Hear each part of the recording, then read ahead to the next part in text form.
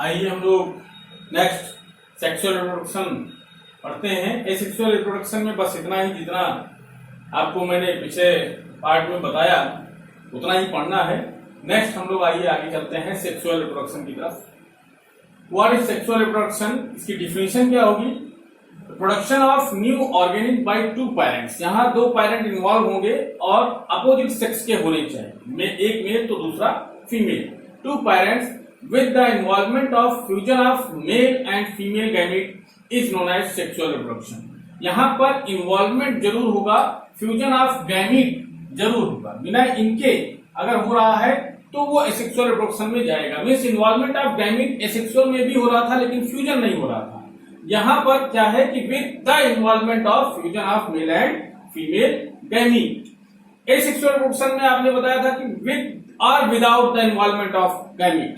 वहां पर विद और विदाउट था, मीन्स अगर फीमेल गैमेट डायरेक्ट डेवलप हो गया parthenogenesis, then it includes into the asexual reproduction. लेकिन सेक्सुअल रिप्रोडक्शन में फ्यूजन ऑफ गैमेट मस्ट है, ये जरूर हो।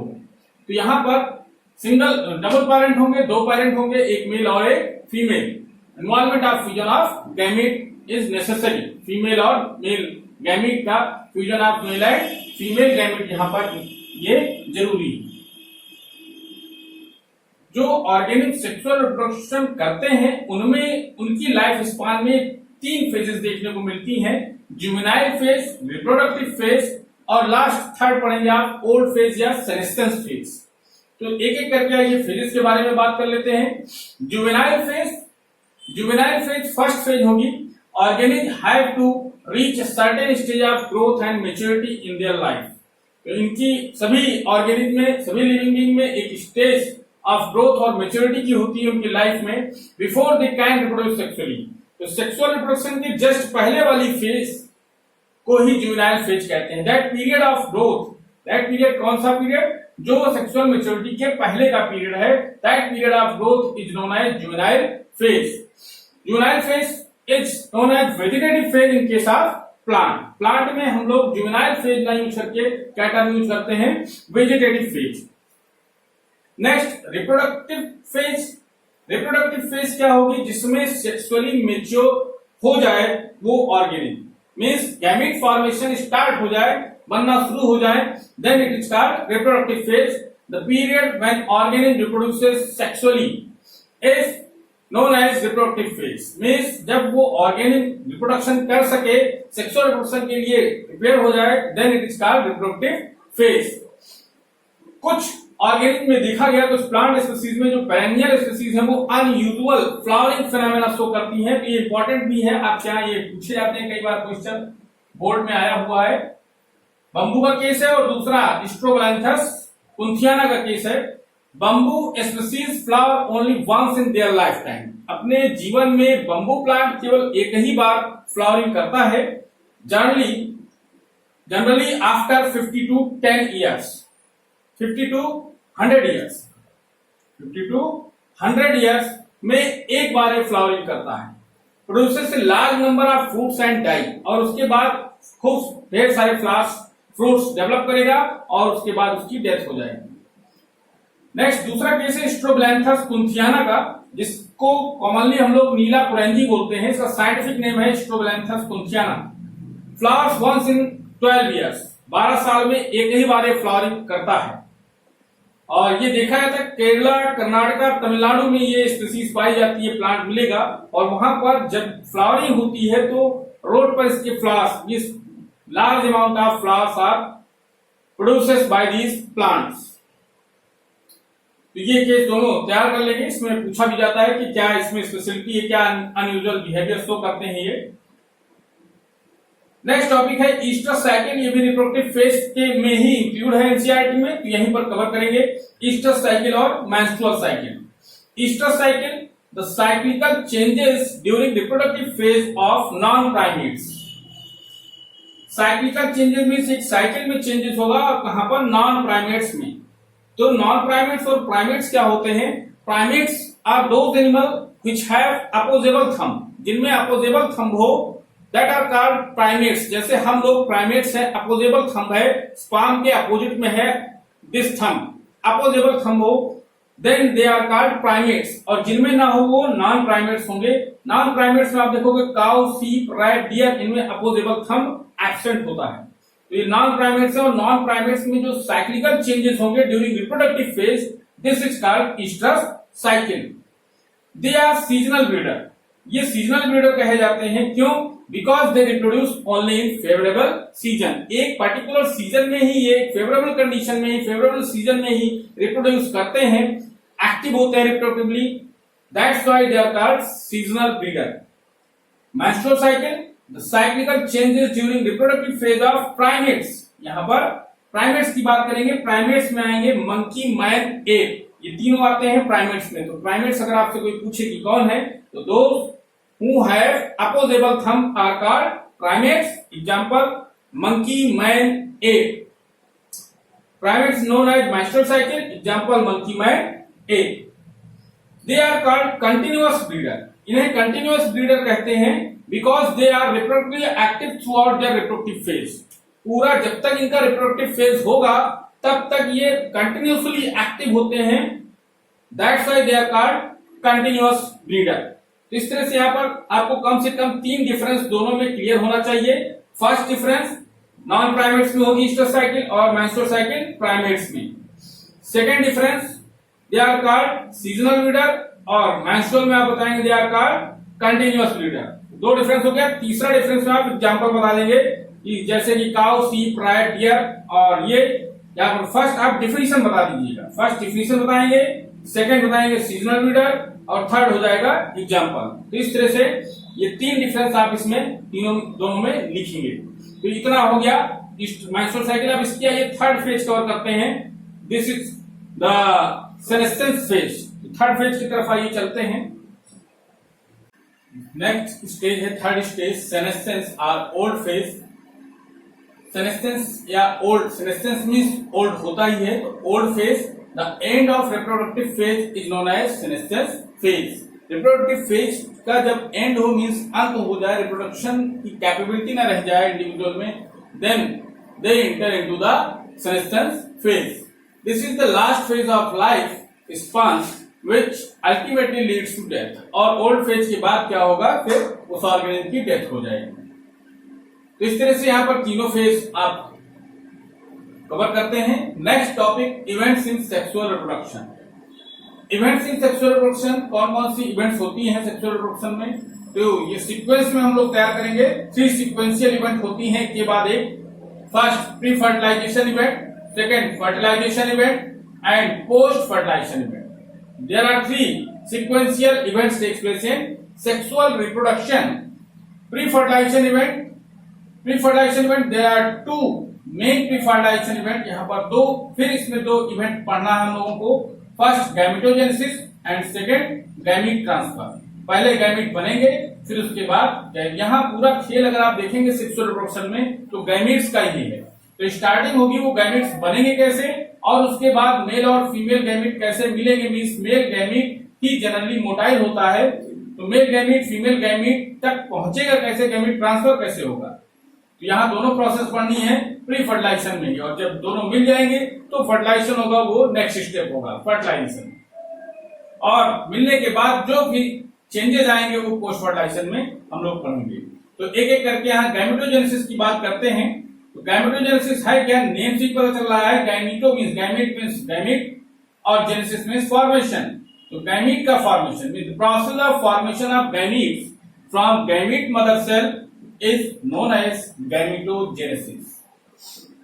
गैमीट मदर सेल मींस यहाँ पर पॉलन मदर सेल होगी अगर पॉलन बन रहे हैं, या स्पर्म मदर सेल होगी स्पर्म बन रहे हैं, मेगास्पोर मदर सेल होगी अगर एग हैं। तो इस तरह से यहाँ पर oogonia होंगी, एग मदर सेल होगी अगर एनिमल्स में एग बन रहा है, ओवम बन रहा है। तो इस तरह से गैमेट मदर सेल कोई भी हो सकती है, और उनसे गैमेट बन रहा हो तो this process is called gametogenesis.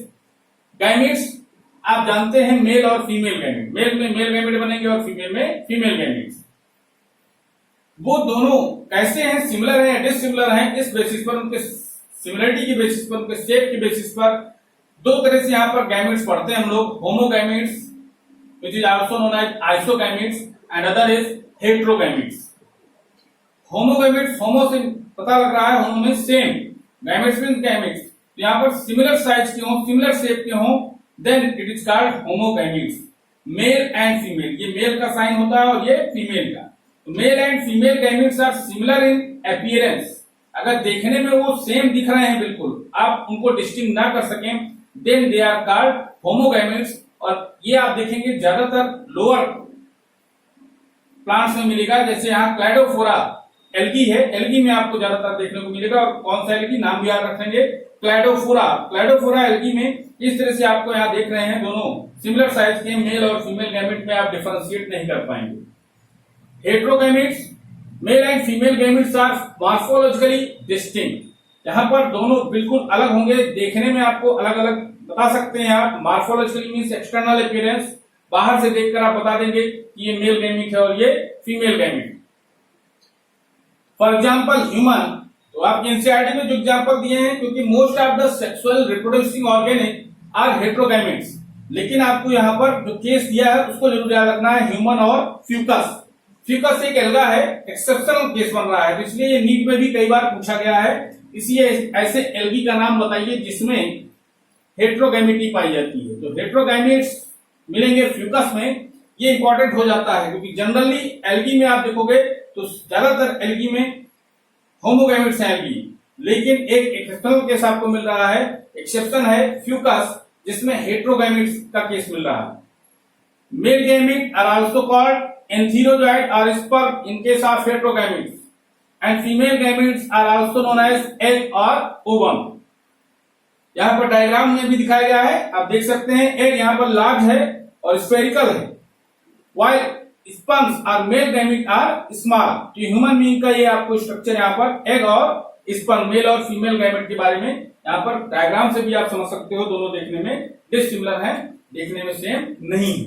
तो इस तरह से गैमेटोजेनेसिस में आपने गैमेटोजेनेसिस का पढ़ा। इसके बाद कुछ इसमें टर्मिनोलॉजी है कि सेक्सुअलिटी इन ऑर्गेनिज, किस तरह से ऑर्गेनिज वो हर्माफ्रोडाइट हैं, मोनोसियस हैं, डायोसियस हैं, आइए इनके बारे में भी थोड़ा सा पढ़ते हैं। नेक्स्ट टॉपिक है सेक्सुअलिटी इन ऑर्गेनिज। इसे भी आपको एक प्री फर्टिलाइजेशन इवेंट में ही कवर करना होगा, एनसीईआरटी में दिया है। तो आपको ये जानना होगा कि ये टर्म क्या है, होमोथैलिक, मोनोसियस, बाइसेक्सुअल या हर्माफ्रोडाइट। जो भी है यहाँ पर ये चारों टर्म एक ही तरह से यूज किए जाते हैं, इन चारों की मीनिंग एक ही होगी। If both male and female reproductive structures are present in same individual, एक ही इंडिविजुअल में दोनों रिप्रोडक्टिव ऑर्गन प्रेजेंट हों, then it is called bisexual और मोनोसियस और होमोथैलिक और हर्माफ्रोडाइट। हर्माफ्रोडाइट का केस जनरली हम लोग इसको एनिमल्स के केस में ही बोलते हैं, जैसे अर्थवर्म हर्माफ्रोडाइट होता है, स्पंजेस हर्माफ्रोडाइट है, that means have both male and female reproductive structure. Heterothallic और डायोसियस और unisexual means if male and female reproductive structures are present in different individual, means जो इंडिविजुअल है उसमें केवल एक ही रिप्रोडक्टिव ऑर्गन हो, आइदर मेल और फीमेल, एक इंडिविजुअल में एक रिप्रोडक्टिव ऑर्गन हो और दूसरे में दूसरा, में सेम ना हो, एक ही इंडिविजुअल में दोनों रिप्रोडक्टिव ऑर्गन प्रेजेंट है तो बाइसेक्सुअल, और एक ही रिप्रोडक्टिव ऑर्गन है अगर उस इंडिविजुअल में तब वो यूनिसेक्सुअल बोला जाएगा। फॉर एग्जाम्पल यहाँ दो प्लांट और दो एनिमल, कम से कम आप याद रखिए, यहाँ प्लांट की बात करेगा तो कुकुरबिट्स एंड कोकोनट प्लांट में हो गए, और अर्थवर्म, स्पंजेस, टेपवर्म, लीच, ये चार दिए आपके एनसीईआरटी में, चारों याद करना होगा। ये मोनोसियस हैं या बाइसेक्सुअल होंगे। लोअर एनिमल्स को देखिए तो जनरली वो बाइसेक्सुअल होते हैं, उनमें आप मेल फीमेल अलग अलग नहीं बता पाएंगे, दोनों एक ही में पाए जाते हैं। हेटेरोथैलिक के डायोसियस, ये जो एडवांस हैं, एंजियोस्पर्म वगैरह में देखेंगे, या ह्यूमन बीइंग जो डेवलप्ड हैं मैमल्स वगैरह में, उनमें आपको ये कंडीशन यूनिसेक्सुअल की मिलेगी। जैसे यहाँ पर पपाया और डेट पाम, ये हो जाएंगे प्लांट में एग्जाम्पल, और काकरोच, इसके साथ आप ह्यूमन को याद कर सकते हैं। अगर दो एग्जाम्पल याद करना चाह रहे हैं, ह्यूमन, काउ, डॉग, कैट, ये सब आएंगे यहाँ पर यूनिसेक्सुअल या डायोसियस कंडीशन में। तो इस तरह से यहाँ पर बड़ा ही इंपॉर्टेंट है, कई बार ये टर्म पूछे जाते हैं, इसको आप बोर्ड में कई बार पूछा गया है, तो इसलिए यहाँ विद एग्जांपल आप इसके डिफिनेशन तैयार रखेंगे। इसी से रिलेटेड है term staminate flower. Staminate flower means unisexual male flower is known as staminate flower. Unisexual means यहां से आप देख सकते हैं यूनिसेक्सुअल मीन्स जब एक इंडिविजुअल में एक ही रिप्रोडक्टिव ऑर्गन हो और कौन सा हो, अगर उसमें स्टेमेन प्रेजेंट है then it is called staminate, और अगर उसमें पिस्टिल प्रेजेंट है then it is called pistillate.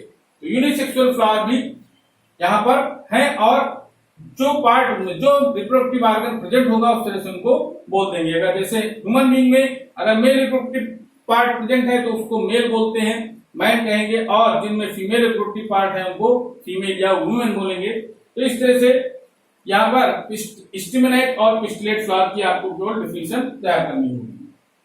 Next topic है cell division during gamete formation.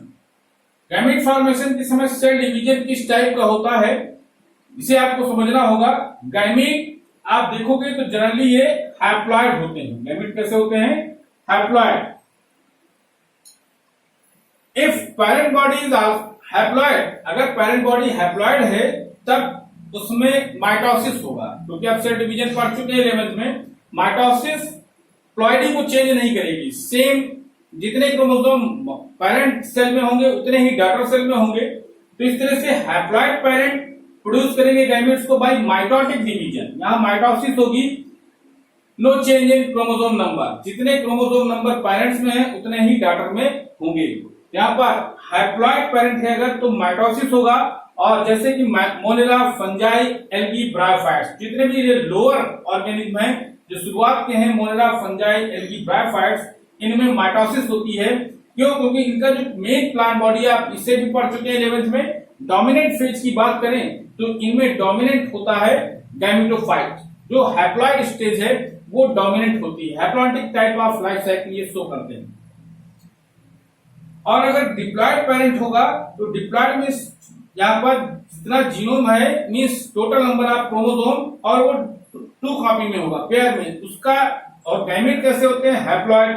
तो यहाँ पर मियोसिस होगी जो कि रिड्यूस कर देती है, हाफ नंबर ऑफ क्रोमोसोम कर देती है। तो इस तरह से मियोसिस के थ्रू यहाँ पर गैमेट फॉर्मेशन होगा डिप्लॉयड पेरेंट में। और डिप्लॉयड कहां पर डोमिनेंट है? Pteridophyte, gymnosperm, angiosperm, most of the animal. इनकी लाइफ साइकिल में आप देखोगे तो ये सब डिप्लॉयड प्लांट बॉडी होती है, पेरेंट होते हैं इनमें डिप्लॉयड। और डिप्लॉयड पेरेंट्स प्रोड्यूस करेंगे गैमेट, तो उनमें मियोसिस होगी, तभी गैमेट हैप्लॉइड तभी बन पाएगा, हैप्लॉइड तभी आ पाएगी। तो यहाँ मियोसिस होगा। इस तरह से दो केस, हैप्लॉइड और डिप्लॉयड, दो तरह के पेरेंट यहाँ पर किस तरह से वो दोनों गैमेट को सिंथेसाइज करेंगे यहाँ आपको समझना है। In diploid organic specialised cells called meiocytes. तो कोई भी सेल जिनमें मियोसिस हो रही है उसको आप मियोसाइट कह सकते हैं। लेकिन यहाँ पर एनसीईआरटी में आपकी बुक में दिया है डिप्लॉयड ऑर्गेनिक में स्पेशलाइज्ड सेल्स होती हैं मियोसाइट्स, और ये मायोसाइट्स यहाँ पर गैमेट मदर सेल कही जाएंगी। मायोसाइट्स गैमेट मदर सेल जिनमें मियोसिस होगी और उसके बाद हैप्लॉइड गैमेट बनेंगे। तो गैमेट मदर सेल्स को आप मायोसाइट्स यहाँ कह सकते हैं जनरल केस में। मींस ऐसी सेल्स, दो cells in which meiosis takes place are known as meiocytes. कोई भी सेल जिनमें मियोसिस हो रही हो उसे मायोसाइट्स कह सकते हैं आप, और वो डिप्लॉयड होगी तभी उससे हैप्लॉइड जनरेट होगी। तो इस तरह से यहाँ पर सेल डिवीजन के बारे में आपको बस इतना जानना है कि हैप्लॉइड पेरेंट कैसे प्रोड्यूस करेंगे और डिप्लॉयड में जो प्रोड्यूस करते हैं तो उन सेल्स को क्या कहते हैं? मायोसाइट्स, जो गैमेट को बनाती हैं। तो इस तरह से यहाँ पर ये कवर हुआ। कुछ ऑर्गेनिक में कितने क्रोमोसोम होते हैं ये भी शॉर्ट टाइप में पूछे जा सकते हैं आपके यहाँ, लार्जेस्ट क्रोमोसोम किसमें है। तो ये आइए हम लोग आगे कवर कर लेते हैं टेबल के थ्रू। में कितने क्रोमोसोम है? मियोसाइट डिप्लॉयड होगी और गैमेट हैप्लॉइड होंगे। तो इन ऑर्गेनिक में जो आपकी टेबल में दिए हैं इनमें से कुछ ज्यादा इंपॉर्टेंट है, बार बार आए हैं, उनको जरूर तैयार कर लेंगे। जिनको मैंने अंडरलाइन किया है ये आप जरूर तैयार कर लेंगे क्योंकि ये ज्यादा पूछे गए हैं बोर्ड में। बाकी सब याद हो जाए तो अच्छी बात है। तो ह्यूमन में 46 होंगे मियोसाइट में, और इसका जस्ट हाफ हो जाएगा गैमेट में 23। तो इस तरह से टोटल क्रोमोसोम 46 होते हैं ह्यूमन बीइंग में, उतने ही मियोसाइट में होंगे, डिप्लॉयड है, और उसका आधा हो जाएगा 23 क्रोमोसोम पाए जाएंगे गैमेट में, चाहे स्पर्म हो या ओवम। हाउस फ्लाई में इसी तरह से 12 मियोसाइट में है और गैमेट में इसके आधे हो जाएंगे। राइट की मियोसाइट में 42 में इस टोटल क्रोमोसोम भी पूछा जाए तो आप 42 ही बताएंगे। डॉग में टोटल क्रोमोसोम 78, कैट में 38, फ्रूट फ्लाई की सेल में 8, ऑफियोग्लॉसम में 1260, एप्पल में 34, राइस में 24, मेज में 20, पोटैटो 48, बटरफ्लाई 380, ऑनियन 32। तो इस तरह से टोटल नंबर ऑफ क्रोमोसोम है that are present in meiocytes, या इसकी एक सेल में पूछा जाए डिप्लॉइड सेल में तो इतने ही क्रोमोसोम प्रेजेंट होंगे उस सेल में। लेकिन हैप्लॉइड सेल गैमीट की जैसे बात करेंगे तो गैमीट हैप्लॉइड होते हैं, जस्ट इसका आधा हो जाएगा गैमीट में। तो इतना आपको टेबल में पढ़ना था। इसके बाद हम लोग next topic gamete transfer start करते हैं। आइए नेक्स्ट टॉपिक गैमीट ट्रांसफर पढ़ते हैं। गैमीट ट्रांसफर में आप देखें गैमेटोजेनेसिस में गैमीट बने तो वो कैसे पहुंचेंगे, फीमेल मेल कैसे दोनों मिलेंगे। मीन्स यहाँ पर जनरली आप देखिए तो मेजोरिटी ऑफ ऑर्गेनिज्म में मेल गैमीट ही मोटाइल होता है, मैंने पहले भी बताया आपको, and female gamete is stationary. General case में मेल गैमीट मोटाइल होंगे, स्मॉल होते हैं साइज में और मूव करके जाते हैं फीमेल गैमीट तक जो कि स्टेशनरी होता है। फीमेल गैमीट एक जगह स्टेशनरी रहेगा, रुका रहेगा। लेकिन एक्सेप्शन है यहाँ पर फ्यू फंजाई और एल्गी में देखा गया है, कुछ फंजाई और एल्गी में कि दोनों गैमीट मोटाइल होते हैं, दोनों मूव करते हैं। जैसा कि आप आइसोगैमेट्स पढ़े हो, homogametes. There is a need for a medium. अगर मेल मोटाइल है, फीमेल स्टेशनरी है, तो दोनों कैसे पहुंचेंगे? मेल के पास कोई पैर लेग्स नहीं है कि मूव करके वो जाएगा, तो मेल के पास फ्लैजिला या कुछ मूव कराने के लिए कोई पार्ट होते हैं, टेल होगी जैसे स्पर्म में, यहाँ पर ह्यूमन बीइंग में बात करें तो इनको मीडियम चाहिए वहां तक पहुंचने के लिए, फीमेल गैमीट तक जाने के लिए। Require medium to which male gamete move. For example, algae, bryophytes and pteridophytes require water for gamete transfer. तो लोअर ऑर्गेनिज्म की बात करें, एल्गी, ब्रायोफाइट, टेरिडोफाइट, तो ये वाटर की रिक्वायरमेंट होती है यहाँ पर फर्टिलाइजेशन के लिए। इन सीड प्लांट, अगर हायर प्लांट की बात करें, सीड प्लांट्स में pollen grain are the carrier of male gamete. यहाँ पर पॉलन ग्रेन फॉर्मेशन होता है जिसके अंदर मेल गैमीट प्रेजेंट होते हैं पॉलन ग्रेन में। एंड ओव्यूल हैव एग्स, और ओव्यूल में एग प्रेजेंट होगा। तो पॉलन ग्रेन देखिए तो आप जिम्नोस्पर्म में और एंजियोस्पर्म में पॉलन ग्रेन बनेगा और जिसके अंदर मेल गैमीट पाए जाएंगे और ओव्यूल में एग होगा। The transfer of pollen grain from anther to stigma of the flower is called pollination. अगर प्लांट्स की बात करें, प्लांट के केस में, तो transfer of pollen grain from anther to, anther male reproductive part होगा जिसके अंदर पॉलन ग्रेन होते हैं और पॉलन ग्रेन के अंदर मेल गैमीट होता है। तो transfer of pollen grain from anther to stigma. Stigma female reproductive part है, 10th में भी आपने पढ़ा है इसको और डीप में भी हम लोग आगे स्टडी करेंगे।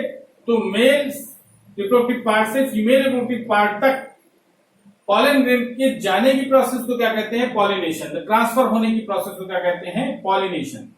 Pollination are of two type, self pollination and cross pollination. Self से नाम से ही पता लग रहा है, सेल्फ पॉलिनेशन में सेम फ्लावर में हो या सेम प्लांट में हो, डिफरेंट फ्लावर हो गएगा तो सेम प्लांट होना चाहिए।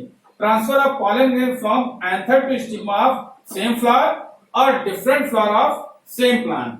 जैसे यहाँ पर आप देखिए, ये अगर इसका फ्लावर है तो ये बाइसेक्सुअल फ्लावर होगा, तो इसी में इस पे ही इसके स्टेमन से इसी के स्टिग्मा पर आ जा रहा है एंथर, इसी के एंथर से इसी के स्टिग्मा पर सेम फ्लावर हो गया। या फिर यहां दूसरा फ्लावर है, इसका पॉलन ग्रेन इस फ्लावर पे आ रहा है, तब भी जीनोटाइप चेंज नहीं होगा। That's why they are called self pollination, और इसीलिए इसको सेल्फिंग बोलेंगे या सेल्फ पॉलिनेशन कहेंगे, क्योंकि यहाँ जेनेटिक कंपोजिशन चेंज नहीं होगा, जो जीनोमिक कंपोजिशन है वो सेम होगा, क्योंकि एक ही प्लांट है उसी में पॉलिनेशन हो रहा है। तो same flower anther to stigma of same flower और different flower of same plant, उसी प्लांट में अगर हो रहा है then it is called self pollination. और इसका एग्जांपल बाइसेक्सुअल प्लांट्स आप अभी भी जस्ट पढ़ चुके हैं। बाइसेक्सुअल मींस मोनोसियस भी कह सकते हैं इसको आप, तो इसमें आपने पढ़ा है कुकुरबिट्स और कोकोनट। तो बाइसेक्सुअल प्लांट के केस में आप देखते हैं सेल्फ पॉलिनेशन होगा। डायोसियस की बात करें, डायोसियस को आप बाइसेक्सुअल भी बोल सकते हैं। तो डायोसेक्सुअल प्लांट में क्रॉस पॉलिनेशन पाया जाएगा, क्योंकि ये सिंगल इन में मेल या फीमेल एक ही रिप्रोडक्टिव पार्ट होगा। तो transfer of pollen grain from anther to stigma of different flower means एक प्लांट ये हो गया, और डायोसियस मीन्स इसमें मेल होगा या फीमेल होगा, और दूसरा प्लांट ये हो गया, यहां से ट्रांसफर हो रहा है अगर इस प्लांट के स्टिग्मा पर, फ्लावर के स्टिग्मा पर, then it is called cross pollination. Transfer of pollen grain from anther to stigma of different flower, different plant, stigma of different flower of different plant, means different flower भी है और different plant भी होगा यहाँ पर। तो genome change हो जाएगा क्रॉस फर्टिलाइजेशन। इसमें क्रॉस मीन्स जब जीनोम चेंज हो, क्रॉसिंग, दो डिफरेंट प्लांट में दो डिफरेंट जीनोमिक कंपोजिशन वाले ऑर्गेनिज्म में क्रॉस कराएं या पॉलिनेशन हो तो यहाँ क्रॉस पॉलिनेशन बोला जाएगा इसे। तो इस तरह से ये गैमेट ट्रांसफर यही कवर होता है। हम लोग अब next topic fertilisation next lecture में पूरा फाइंड अप करेंगे। सिलेबस को, पूरे चैप्टर को, फर्स्ट चैप्टर को हम लोग नेक्स्ट लेक्चर में कवर कर लेंगे। Thank you.